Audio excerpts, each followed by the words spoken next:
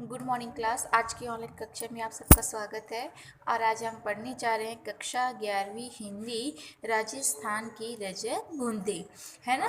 तो इसकी पिछली कक्षा में हमने क्या पढ़ा था कि किस प्रकार राजस्थान के लोग है ना पानी को प्राप्त करने के लिए कुएं का निर्माण करते हैं। नहीं तो पानी खींचने की सुविधा के लिए उसके ऊपर घिरनी या चक्री भी लगाई जाती है। कुएं का निर्माण कैसे होगा? 30-35 हाथ गहरी है वो, है ना। तो यदि हम उसको ऐसे पानी निकालें तो क्या होगी? हमको असुविधा होगी, है ना।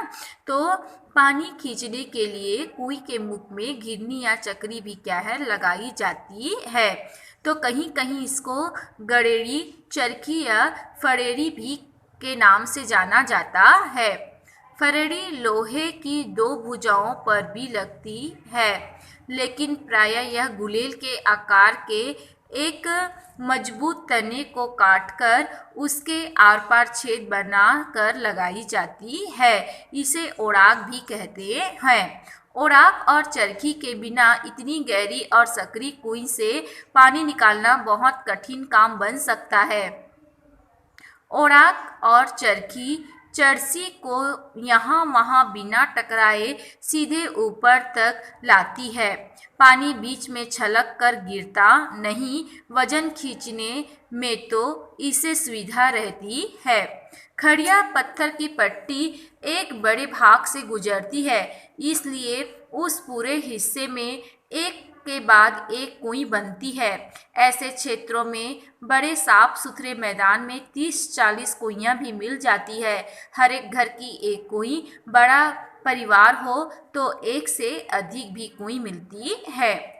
निजी और सार्वजनिक संपत्ति का विभाजन करने वाली मोटी रेखा कुएं के मामले में बड़े विचित्र ढंग से मिट जाती है। हर एक की अपनी कुएं है, उसे बनाने वाले से पानी लेने का हक उसका अपना हक है। लेकिन कुएं जिस क्षेत्र में बनती है वह गांव समाज की सार्वजनिक जमीन है। उस जगह बरसने वाला पानी भी बाद में वर्ष भर नमी की तरह सुरक्षित रहेगा और इसी नमी से साल भर कुइयों में पानी भरा रहेगा।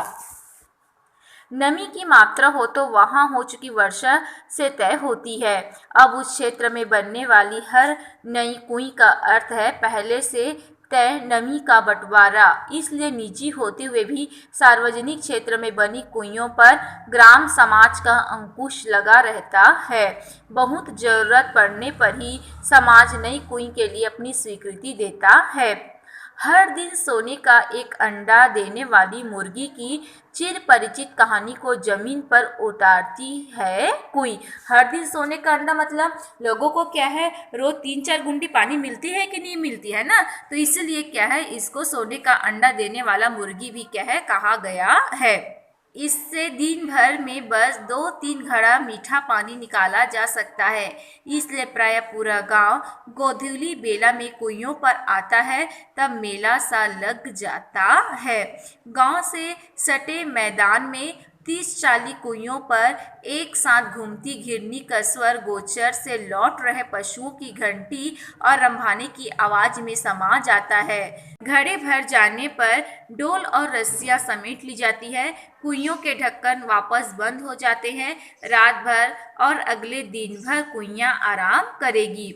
रेत के नीचे सब जगह खड़िया की पट्टी नहीं मिलती, इसलिए कुएं भी पूरे राजस्थान में नहीं मिलेगी। मैंने पिछली कक्षा में बताया है कि कुइयां का निर्माण वहीं होता है जहां नीचे क्या है, खड़िया पत्थर की पट्टी मिलती है। यदि ये पट्टी नहीं मिलती तो कुएं का निर्माण भी क्या है, नहीं हो पाएगा।